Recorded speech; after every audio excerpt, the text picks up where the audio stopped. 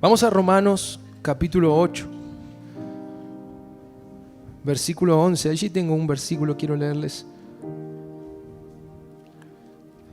Wow. ¿Saben que recordaba estos días que este versículo que voy a leerles ahora, cuando era muy joven, siempre fue uno, ¿vieron cuando uno toma una palabra y dice, esta palabra, como le dicen, caballito de batalla? Y yo agarraba Romanos 8:11 y donde decían hay que predicar a los jóvenes, Romanos 8:11. Me gustaba esta palabra por lo que dice, ahora se los voy a leer, pero me acordaba estos días, cuántas veces el Señor me encendió con su espíritu a través de este versículo que voy a leerles. Dice, Romanos 8, versículo 11, dice, si el espíritu de aquel, escucha, si el espíritu de aquel que levantó a Jesús de entre los muertos vive en ustedes, el mismo que levantó a Cristo de entre los muertos dará vida a sus cuerpos mortales por medio de su espíritu. ¿Saben que es como un pasaje que parece repetir lo mismo? Pero ¿cuál es la idea en este pasaje? Pablo está diciendo que hubo alguien que levantó a Cristo de entre los muertos. Ese alguien es el Espíritu de Dios. Amén. Está hablando de una unción que viene de lo alto. Es el poder de Dios. Cuando digo unción estoy hablando del poder de Dios. El que entró en esa tumba y puso a Cristo otra vez a respirar, puso al Hijo de Dios, porque Él se despojó de toda deidad. Él cuando estuvo en esa tumba y cuando estuvo en esa cruz, quiero que sepas bien y tengas bien en claro que Él subió como hombre. Él no estuvo en esa cruz ni en esa tumba como una deidad. Él estuvo como hombre, como vos y yo, de carne y hueso, despojado de toda deidad y de toda divinidad. Por eso era necesario que Él ahí muerto, luego de 3 días, alguien sobrenatural, alguien poderoso pueda levantarlo de ese lugar. Y dice aquí el pasaje que fue Dios quien lo levantó y fue Dios a través de su Espíritu quien levantó a Cristo. Pero lo más hermoso de este pasaje, por eso enciende mi corazón, es que dice que el mismo Espíritu que estuvo en esa tumba y lo puso de pie a Cristo, a tu Salvador y al mío, es el mismo Espíritu que hoy está en tu corazón y te pondrá de pie otra vez. Si hay algo muerto en tu corazón, si hay algo dormido quizás en tu alma, el mismo Espíritu, el mismo poder que levantó a Cristo de la tumba de los muertos, te levantará. Va a tocar tu corazón, va a resucitar tus sueños, va a levantar tu espíritu cuando estás abatido en el suelo. El mismo Espíritu te levantará. Miren, es claro el propósito. Lo primero, Dios quiere, literalmente, el propósito de Dios es hacer lo mismo que hizo con Cristo, hacerlo contigo. La resurrección de Cristo no solamente fue una victoria sobre la muerte, hay mucho simbolismo detrás de esto. No fue solamente que Él derrotó al pecado y por eso resucitó, sino también es un simbolismo de lo que Dios puede hacer y Él quiere hacer contigo. Muchas veces hablamos de los que han pasado cerca de la muerte, ¿no? Como mencionábamos el otro día Rafa, que Dios le libró, amén. Pero ¿saben qué? Todos aquí en este lugar fuimos librados de una muerte eterna. Jesús nos sacó de ahí, ¿cómo? Con su Espíritu. Dice que Dios le levantó por medio de su Espíritu que vive. Lo único que dices es que ese Espíritu Santo pueda vivir en tu corazón. Si Él está ahí, Él está viviendo ahí, quiere decir que te vas a levantar de la condición en la que estás y vas a ser restaurado. Vas a ser fortalecido. Porque si pudo con alguien que estaba muerto hace 3 días, el mismo Hijo de Dios ahí sacrificado por nosotros, la presencia de Dios lo levantó, entonces te va a levantar a vos también. Es el mismo Espíritu, el mismo poder, el mismo poder. ¿Cuánto lo quieren en esta noche? El mismo poder que estuvo ahí, hoy está sobre ti para levantarte, para obrar. Acompáñenme en Efesios. Quiero explayarme en lo que significa esto. Antes de ir, créanme que hay una parte muy práctica de este mensaje ahora al final. Pero quiero que entiendas bien qué es esto. ¿Cómo que el Espíritu de Dios le levantó de entre los muertos? Sí, Efesios capítulo 1. Yo sé que muchos a veces no leen Efesios porque dicen, no entiendo, tiene mucha palabra y me cuesta mucha teología, pero a veces tómense el trabajo de leerlo. Porque Efesios nos posiciona, Efesios es un libro que te permite tomar identidad como hijo de Dios. Por ahí lo tengas que leer despacito, versículo tras versículo, pero poder comer la riqueza que hay en esta palabra. El versículo 19 habla Pablo de la supereminente grandeza de su poder para con nosotros los que creemos, según la operación del poder de su fuerza, la cual operó, otra vez, en Cristo, resucitándolo de los muertos y sentándolo a su diestra en los lugares celestiales, muy por encima de todo gobierno y autoridad, poder y dominio y de cualquier otro nombre que se invoque, no solo en este mundo, sino también en el venidero. Déjame te explique lo que acabamos de leer. Saben que algunos creen que Pablo, de hecho hay discusión de si Pablo escribió Efesios o no, pero la mayoría se inclina que sí, porque es un libro que utiliza términos muy diferentes y de hecho hasta hay expresiones, yo no voy a hablar de griego ahora para no aburrirles, pero hay hasta palabras inventadas que tuvo que inventar Pablo, definiciones, expresiones para poder dar a entender lo que Dios había hecho. Y esta es una, ahí en el 19, cuando la Biblia traduce, que podamos conocer la supereminente grandeza de su poder.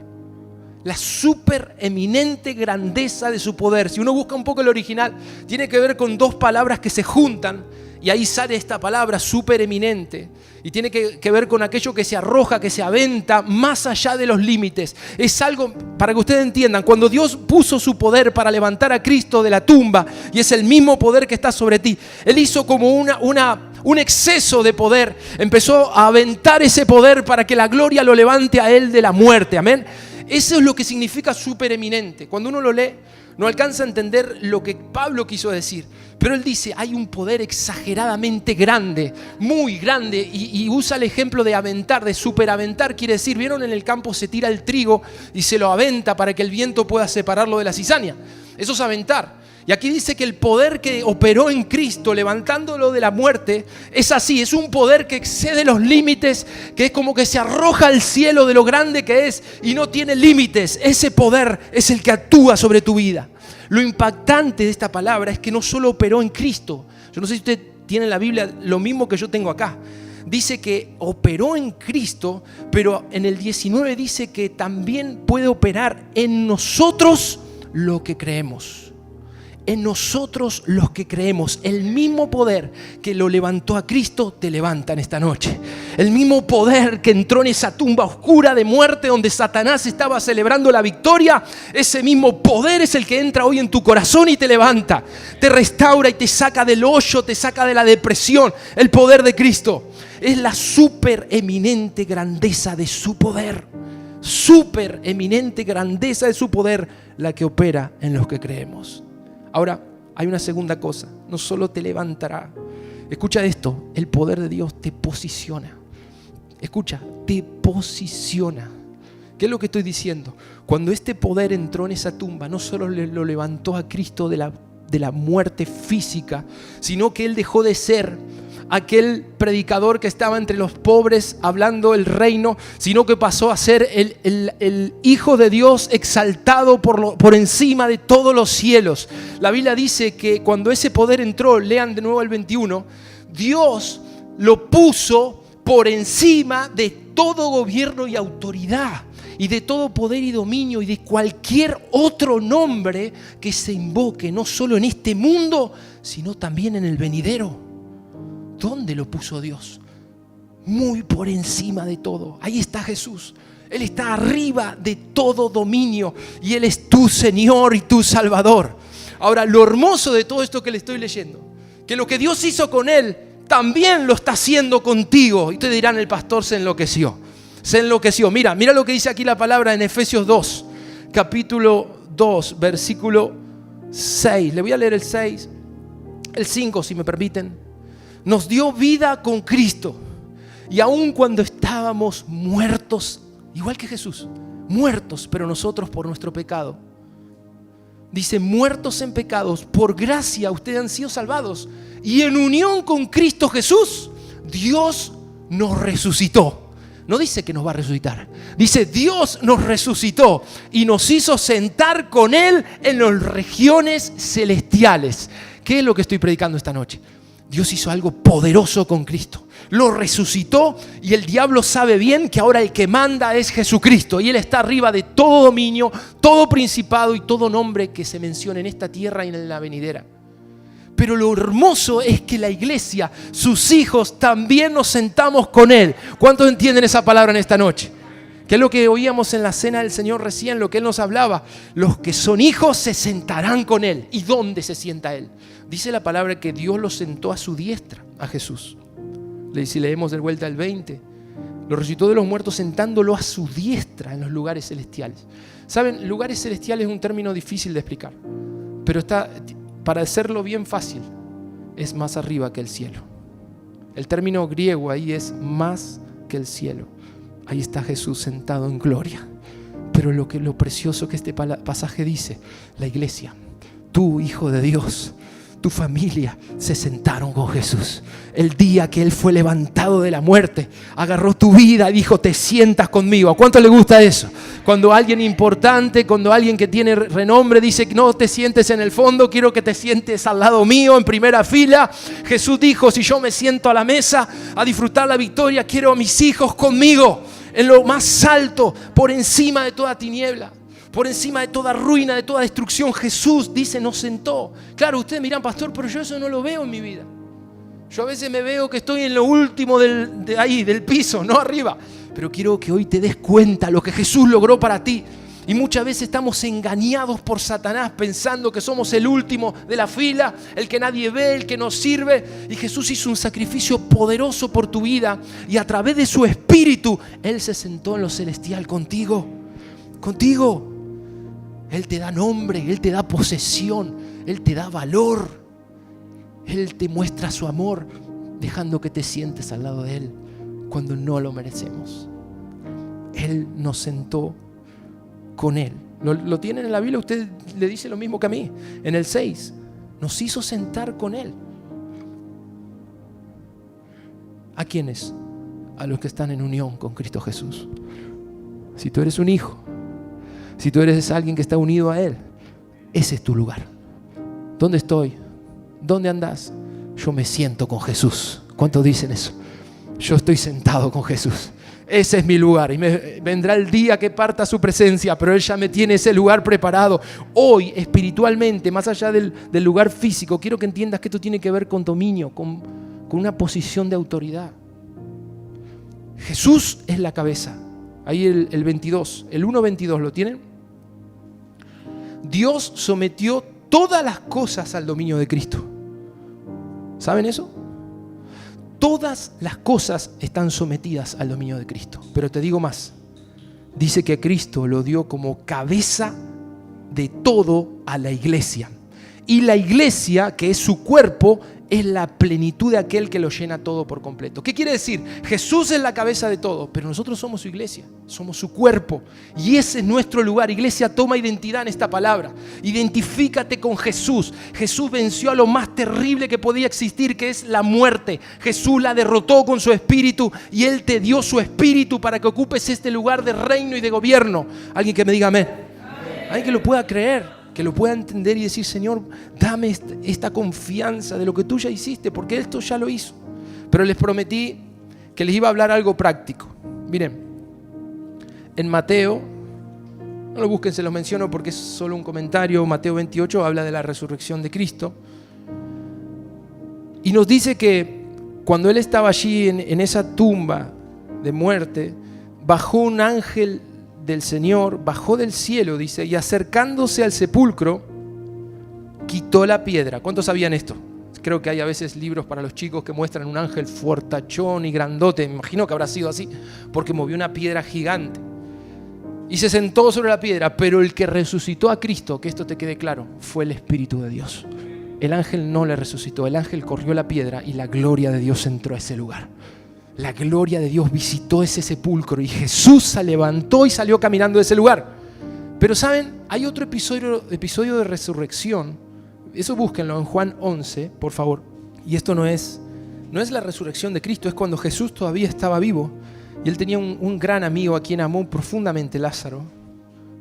Pero déjenme que les lea, porque conocen la historia, 2 versículos nada más allí, en Juan 11, para ir a la parte práctica de este mensaje, porque quiero que hoy recapacitemos y tomemos decisiones.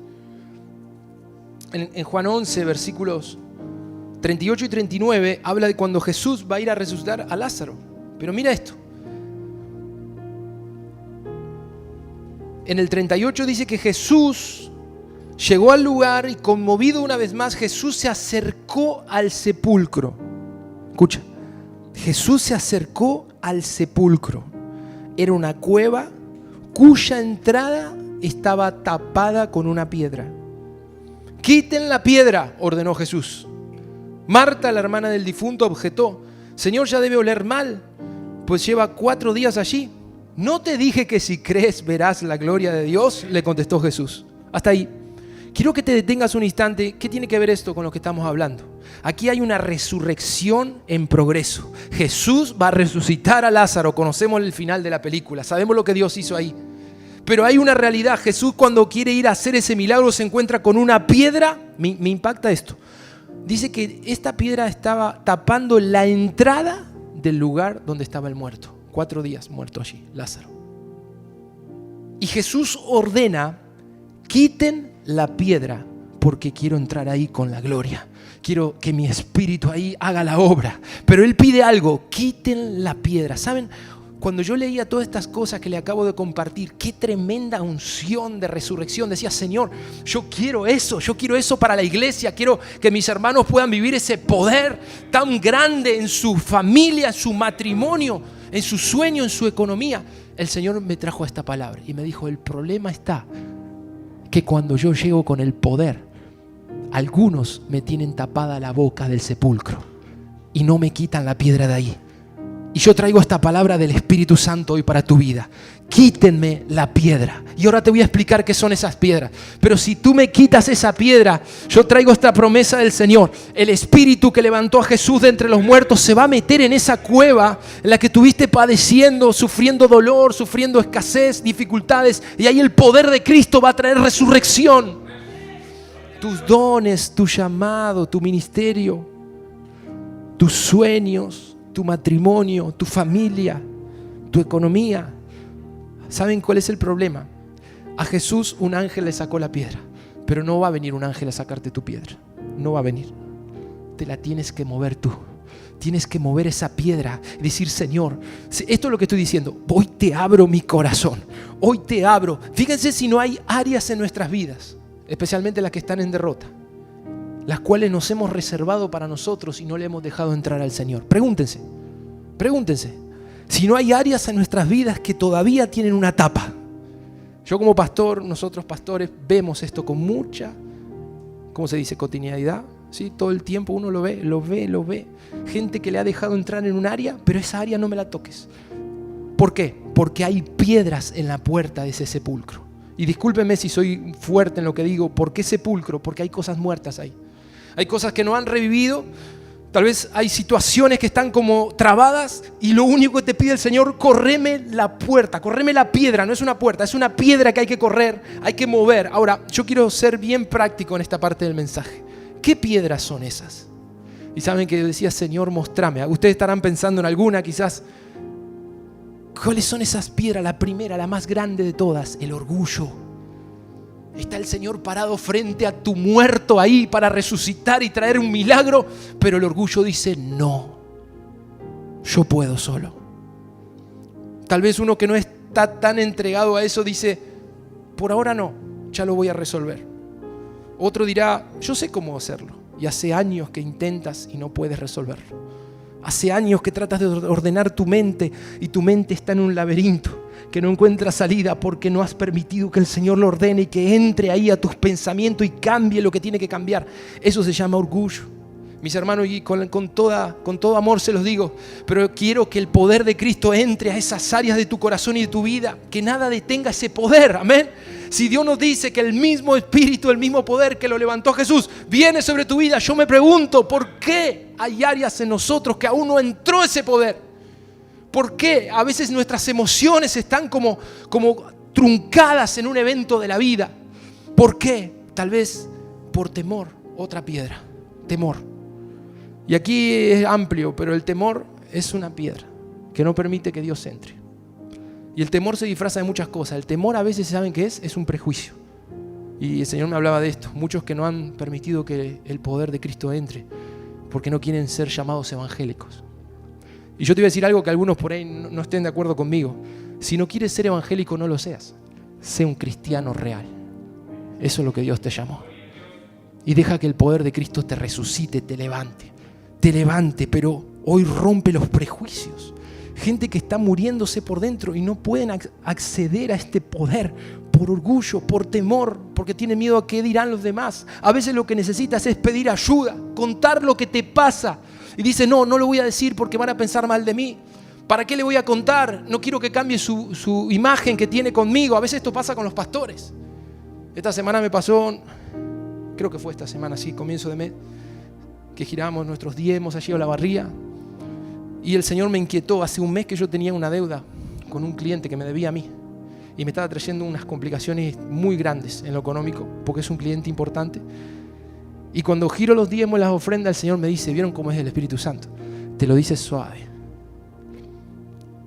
¿Por qué no le contás al pastor lo que te pasa? Y uno, claro, como pastor no quiere mostrar lo débil o lo difícil. Uno dice, no, ¿para qué le voy a contar? Esto no es de la iglesia, es algo personal. Y a muchos de ustedes les pasa así. No le voy a contar al pastor porque él anda ocupado, está con su trabajo, con la iglesia. No le voy a andar contando que no puedo pagar la luz. Sí, cuéntenos, hermano, cuéntenos, porque ahí es donde nosotros queremos orar específicamente. Y saben que el Señor me inquietó. Le digo, pastor, la iglesia va marchando, el Señor está con nosotros, Él está con nuestra familia, pero tengo un problema. Y le pongo en el mensaje, hay un cliente que me debe. Y yo digo, me va a retar, el pastor me va a decir, hiciste mal las cosas. ¿Vieron que pasa eso, no? A veces pensamos que el pastor nos va a retar. Mentira de Satanás. Si nos tiene que corregir, bienvenido sea. Pero aquí yo no había hecho nada malo, simplemente fue una negociación y nos hicieron una mala jugada. Y el pastor me manda un audio y me dice, pastor, tranquilo, ese Satanás que los quiere molestar porque sabe que van creciendo con la iglesia, que están conquistando. Vamos a orar, fue el día del ayuno. ¿Cuántos pudieron ayunar? ¿Alguno pudo ayunar? Gloria al Señor, lunes y martes, tremendo y poderoso la respuesta del Señor. Y en ese ayuno el pastor nos bendijo, soltó eso y ¿saben qué? Para el martes a las 5, nosotros cortábamos el ayuno a las 5. Teníamos la respuesta del Señor a las 5 menos 10 de la tarde. Estuve un mes esperando que el Señor me responda.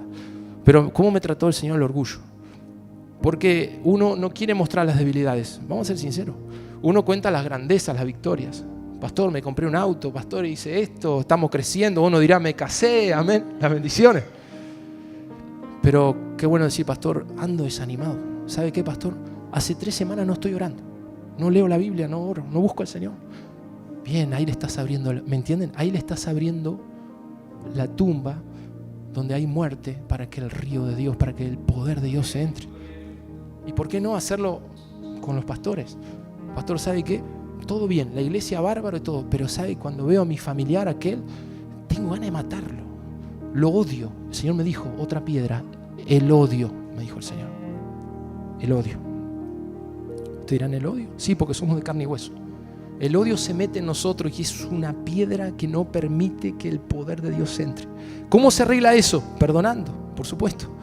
Pero hoy diciendo, Señor, voy a correr esta piedra, tengo deseos de venganza, pero Señor, yo necesito que tu vida entre sobre mí, ese espíritu, el mismo espíritu que entró en la tumba de Jesús, el mismo que entró en Lázaro, lo necesito conmigo. Señor, hay áreas muertas, algunos sufren pesadillas terribles en la noche y dicen, Señor, ¿por qué me pasa esto? O recuerdos que los tormentan. Necesitas que el poder de Cristo se meta en esa oscuridad y te resucite otra vez. Algunos se sienten frustrados porque le creyeron al Señor y cuando creyeron que Él le daría la respuesta, no vino una respuesta, vino una prueba más dura de la que tenían. El Señor me decía, eso trajo una raíz de incredulidad y es una piedra en tu tumba que hoy la tienes que correr para que Dios te levante otra vez en fe. ¿Por qué no puedes volver a creer? Porque hay una piedra en esa tumba, esa derrota que tuviste, te aferraste a eso y ahí no entró más la luz de Cristo, hay oscuridad en ese lugar. Corre esa piedra en esta hora y pídele perdón al Espíritu Santo. Señor, yo dejé de creer, me defraudé, me siento frustrado, no te puedo volver a creer, pero yo hoy quiero que abro mi corazón para que me vuelvas a infundir fe del Espíritu en esta noche. Y Él lo va a hacer. Recuerden esta palabra. Jesús dijo, quiten la piedra. Había una piedra que tapaba la entrada de esa tumba. ¿Cuáles son las tumbas que Jesús no puede hacer milagros? Las tumbas que están tapadas. Yo te pregunto, ¿necesitas confesar algo? Mi hermano, hacelo ya. Acércate a nosotros. Como pastores somos absolutamente reservados cuando alguien nos confiesa algo y te doy mi palabra de honor en eso. que jamás haré de estar ventilando lo que escucho de tu boca, pero necesitas hoy abrir tu boca, esa es otra piedra, y confesar lo que te pasa en privado. Oraremos por eso. Si hay algo que ustedes me van a escuchar decir, no me gusta revolver el pasado. El pasado se confiesa una vez, se lo entrega a Cristo y eso se sepulta para siempre. ¿Cuántos dicen amén? Jesús perdona y Jesús olvida, pero tienes que confesar. Si hay luchas, si hay debilidades, hay áreas muertas, Cristo tiene el poder para sacarte de ahí. Recuerdos, cuestiones que no has podido superar, Cristo tiene el poder para sacarte de ahí. Y si has, como les decía recién, tenido la experiencia de que el poder todavía no tocó esas áreas, es porque no abriste todavía la tumba. Discúlpenme que sea un ejemplo fuerte, pero hablando de resurrección en esta noche, pero es necesario correr la piedra. ¿Cuántos van a correr la piedra en esta noche? Pónganse en pie, por favor. Saben, Jesús, en este mismo contexto, Juan capítulo 11, versículo 25, Él le declara una de las más preciosas palabras y promesas a Marta. Él dice, y escucha esto, a los que tienen todavía lucha y tienen una tumba y dicen, Señor, ahí no llegó todavía el poder. Yo quiero decirte, Jesús dijo, yo soy la resurrección y la vida. El que cree en mí, aunque esté muerto, vivirá. Recibe esa palabra en esta hora. Recibe esa palabra. Señor, yo te doy gloria en esta hora. Te doy honra por tu palabra, porque tú bendices nuestras vidas con tu palabra. Pero hoy llamo a los que están creyendo. No llamo a los perfectos. Llamo a los que hoy están en batalla, en lucha. A los cuales tú enviaste esta palabra, Señor. Muévanme la piedra. Muevan esa piedra. Quiten esa piedra. Porque va a entrar el Rey de Gloria. Va a entrar el que tiene poder para resucitarte, el que tiene poder para cambiar tu condición. Él te va a posicionar, te va a sacar de la ruina, te va a sacar de la derrota y te pondrá en altura juntamente con Él. Sí, Señor, te honramos. Vamos a adorarlo un instante. Gracias, Señor. Adóralo, adóralo.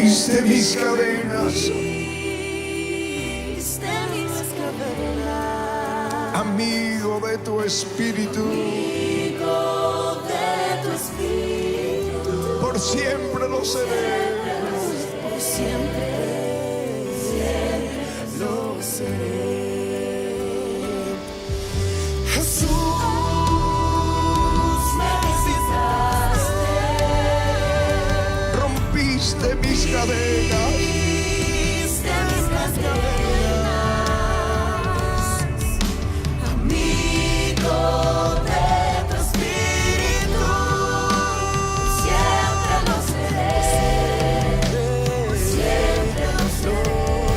Díselo a Él, que